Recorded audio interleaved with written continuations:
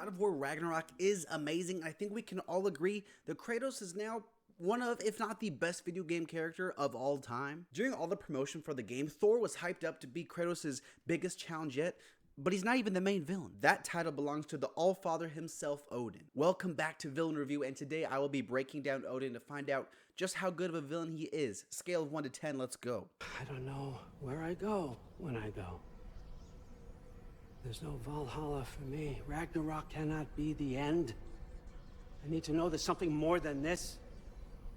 A lot of this version of Odin is pretty different from the actual Norse myth, but the origins of the character seems to be pretty faithful. He killed the world's first giant, took power for himself, married around a few times, and had some children, including Tyr, Thor, and Baldur. In 2018, we hear so much about Odin and how he's a schemer who's dead set on preventing the Norse apocalypse of Ragnarok. It's one of his main motivations, and I don't blame him. If there was a legendary prophecy that foreshadowed the death of me and all my friends and family, yeah, I'd be pretty concerned about it too. It does not stop there though, because his real motivation has to do with knowledge. He wants to know the secrets of the universe. He wants to know why he was created and what comes next when he dies. I really like this motive because it feels so unique and fresh. I really don't think we've ever gotten this kind of motive before. Baldur, listen, you're a great guy. I love you. You have a great motive too, but it does feel a little familiar to other villains.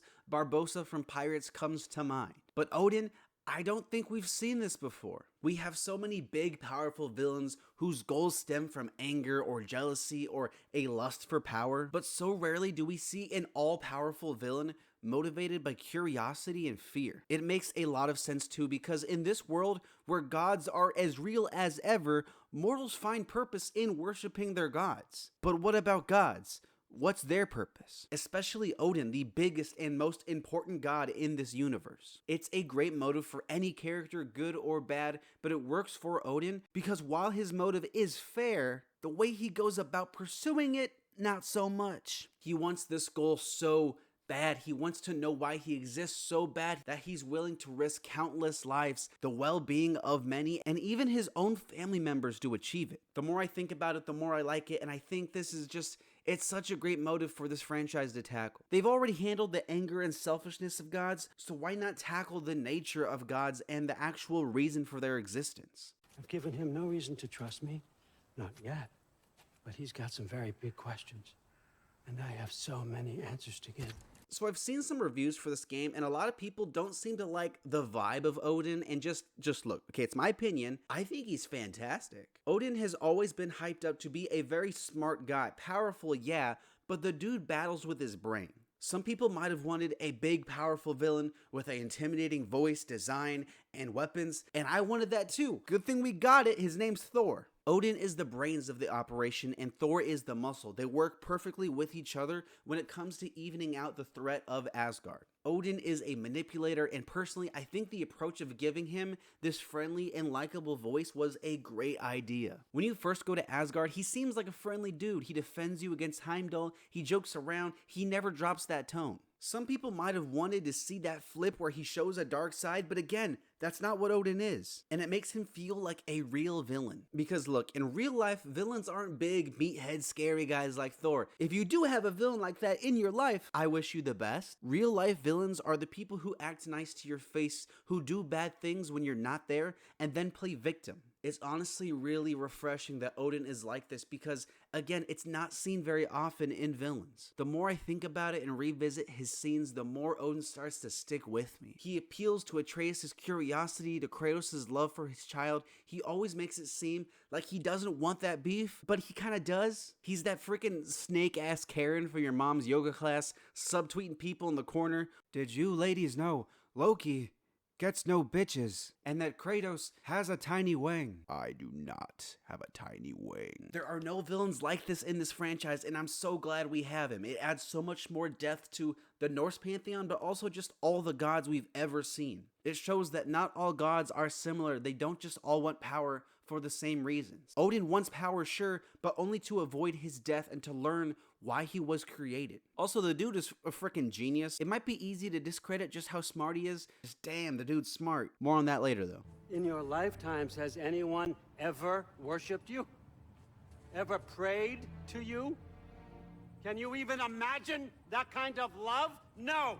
Every Odin scene slaps, every Odin scene is important. Like old Kratos in a minigame, we're about to run through all of them. The first scene where Thor and Odin show up at Kratos' house is one of the best in the whole game. There's just so much tension in these scenes because the buildup is insane. We've heard all these horror stories about these two gods and all the awful things they've done, and then suddenly, here they are. The second half of the scene is clearly Thor's, but when we're actually at the table, man, does Odin just control the scene. He offers Kratos peace, he threatens Freya. Dude just shows so much about him in such little time, it's great. We then don't see him again until Atreus goes to Asgard, and this scene is great too, but for completely different reasons. He reminds me of the White Witch offering Edmund the bonbons in Narnia, but instead it's a Jim Carrey prop and a freaking badass sword. He feels like a cult leader just trying to lure you in, trying to paint this picture for you, and the whole entire scene, I had to keep reminding myself and be like, he's the bad guy, he's the bad guy, he's the bad guy, he's the bad guy, don't trust him, he's the bad guy. He tries to divide Kratos and Atreus, but in very subtle ways, it's genius. The dude can't beat Kratos, and I think he knows that, so he attacks Kratos where he's vulnerable, the relationship between him and his boy. And then bam, he shows up, he's talking shit to Kratos, he talks shit,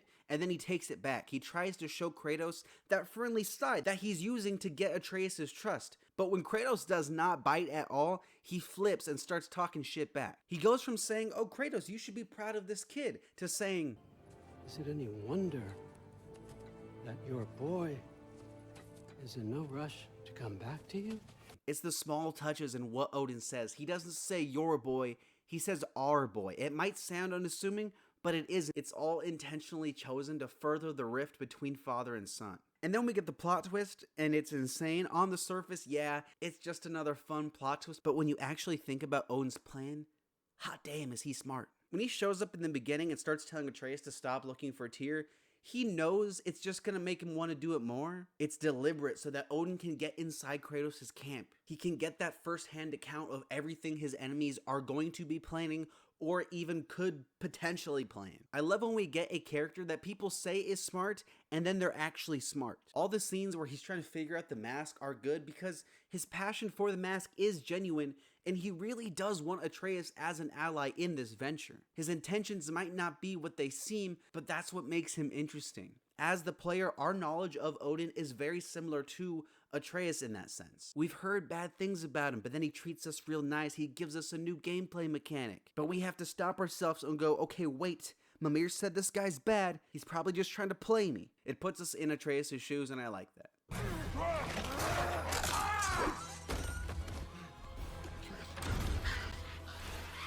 Too bad, son. Looks like war after all.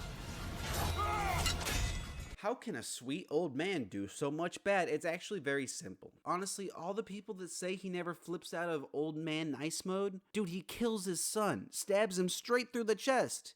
What else do you want, like a big evil laugh and a mustache twirl? Even if we're not including all the evil stuff we heard about in 2018, Odin still does a lot. He binds Mimir to a tree and tortures him on the daily, and this is Mimir, nicest guy alive. He's got a really crazy relationship with Freya, including forcing her to stay in Midgard away from her friends and family. He starts all this drama between Kratos and Atreus, like, dude, when he says, "Here you are, a meal fit for a champion." Enough. oh, look, fit for a champion, bitch, you knew what you were doing. You knew you were trying to start something. On top of that, if we're talking evil deeds, he takes one of the coolest gods, who I was looking forward to, and turns him into such a whiny baby scared of like squishing bugs. But let's not forget the evilest action of all. When Odin kills Brock, I officially hated Odin. He rose up so fast in my list of naughty grandpas, it's crazy. It's a moment that will never be forgotten. It's sad, it's surprising, and it ends with everyone knowing, okay, shit's about to go down. An incredible scene that I'm still not over. It adds so much weight to everything Tyr has done so far. It changes Sindri and Atreus and just so many people forever. Like, talk about leaving an impact. Loki didn't kill Heimdall. His father did. Your daughter is old enough to make her own mistakes. And your husband started drinking again, all on his own. Dismissed! Odin is a fantastic villain for this franchise because of just how unique and fresh he feels. There are no other gods in this franchise that feel like this. He's just as, if not more evil than Zeus, but he fights with words, with manipulation. His motive is unique, he's got some great scenes, and he has some hard-hitting moments that will sit with you past the end of the game. I'm going to give Odin an 8.5. Champion of the Jotnar. Only he can put on the mask. Only he can gaze into the truth of creation. Unfold the secrets of life and death. No more doubt, no more confusion. Thank you so much for watching. Subscribe because I make a new villain review every single Monday. Like the video, all that good stuff. Here and more. Cool. Thanks for watching. Bye.